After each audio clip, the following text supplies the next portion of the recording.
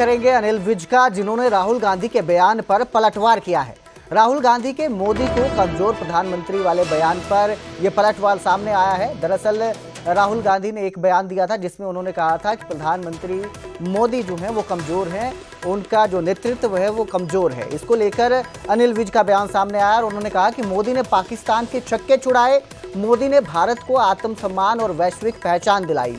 राहुल गांधी की नकारात्मकता से ग्रसित हैं राहुल गांधी जो हैं, और इसी पे उन्होंने पलटवार किया है। उनका कहना है कि राहुल गांधी नकारात्मकता से ग्रस्त हैं, उनकी सोच जो है नकारात्मक है। जो पीएम मोदी हैं उन्होंने पाकिस्तान तक के छक्के छुड़ा दिए हैं, और इसी को लेकर अनिल विज का ये बयान सामने आया है।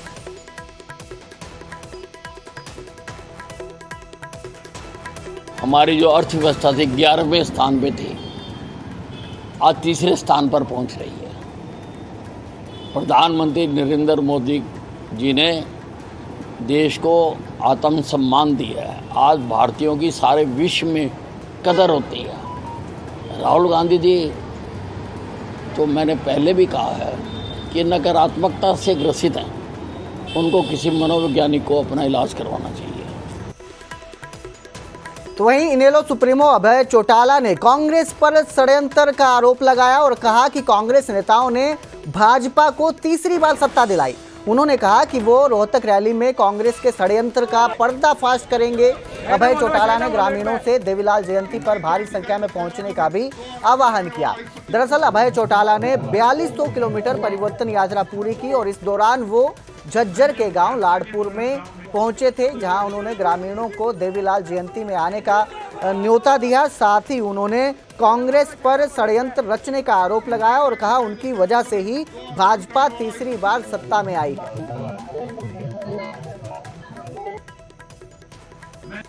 25 तारीख को चौधरी देवीलाल जी का जन्मदिन है।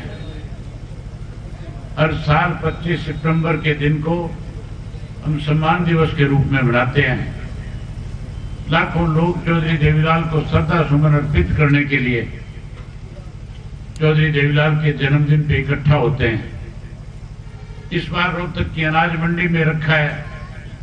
आपसे नम्र निवेदन करने आया हूं कि आप 25 तारीख को बड़ी संख्या में इकट्ठे होकर के चौधरी देवीलाल के प्रति जहां अपने श्रद्धा सुमन अर्पित करो, वहीं आने वाले समय में इंडियन नेशनल लोकदल पार्टी की ताकत को इतना बड़ा करो कि आने वाले समय में जब चुनाव आए तो जहां कांग्रेस सत्ता से दूर चली जाए, भाजपा सत्ता से बाहर हो जाए और इंडियन नेशनल लोकदल पार्टी की आपकी अपनी सरकार बन जाए।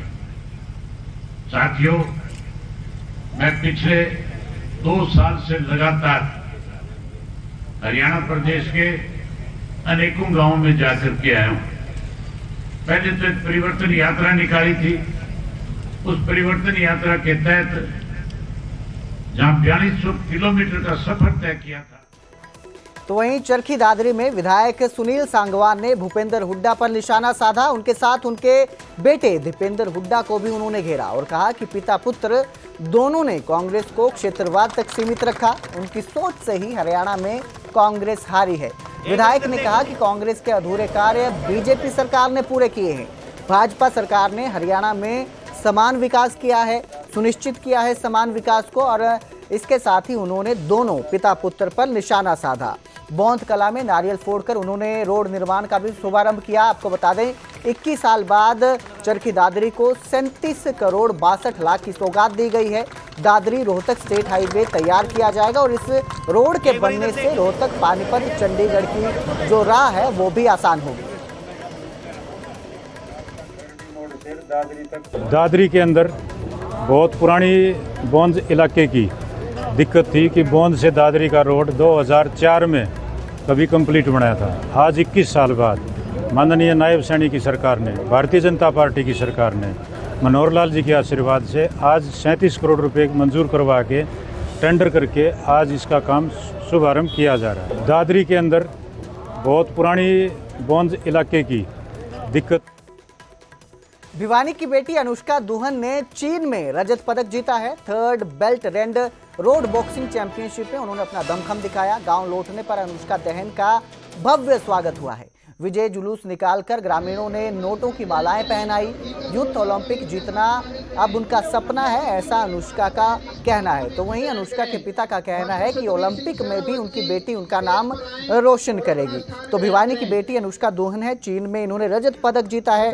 3rd belt and road boxing championship में दमखम दिखाते हुए इन्होंने रजत पदक हासिल किया है और गाँव लौटने पर इनका भव्य स्वागत किया गया।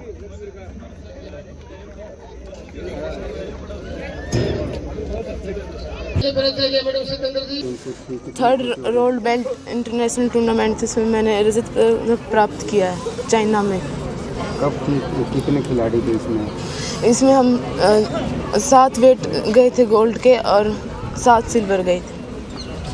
कितनी खुशी हो रही है, गांव में किस प्रकार से स्वागत हुआ है? मेरे को बहुत खुशी हो रही है कि मेरा ऐसा स्वागत, मैं आने वाले यूथ ओलंपिक में भी गोल्ड मेडल लेके आऊँगी। मेरा ऐसे स्वागत करें।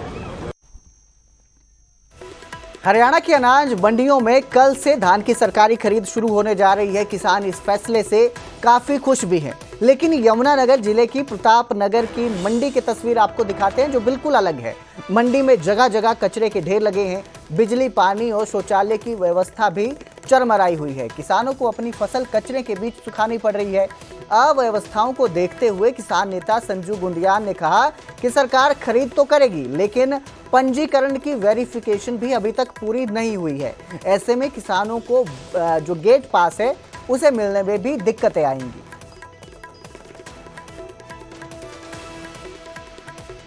रोड को जाम करेंगे या फिर सीएम के निवास का घेराव करेंगे। किसानों के काल को देखते हुए, किसानों के आंदोलन को देखते हुए हरियाणा सरकार ने धान की खरीद के ऑर्डर दे दिए हैं कि 22 सितंबर से धान की सरकारी खरीद शुरू हो जाएगी। अच्छा कदम है, किसान को हित में है और किसानों की मांग भी थी। लेकिन इसके साथ साथ हमारी और भी मांग है सरकार से कि व्यवस्थाएं जो है मंडियों में आधी अधूरी पड़ी हैं। बहुत सी मंडियों में तो अभी जो है काम चल रहा है, शेड टूटे पड़े हैं, सड़कें टूटी पड़ी हैं और उसके अलावा किसानों के लिए रेस्ट हाउस की सुविधा नहीं है, बाथरूम की सुविधा नहीं है, टॉयलेट की सुविधा नहीं है। और उसके साथ साथ लगते जो कच्ची मंडियां हैं बहुत सी, और अभी तक जो किसानों का पोर्टल है जिसपे हमारा गेट पास कटेगा, अगर पोर्टल होगा तो हमारा गेट पास कटेगा।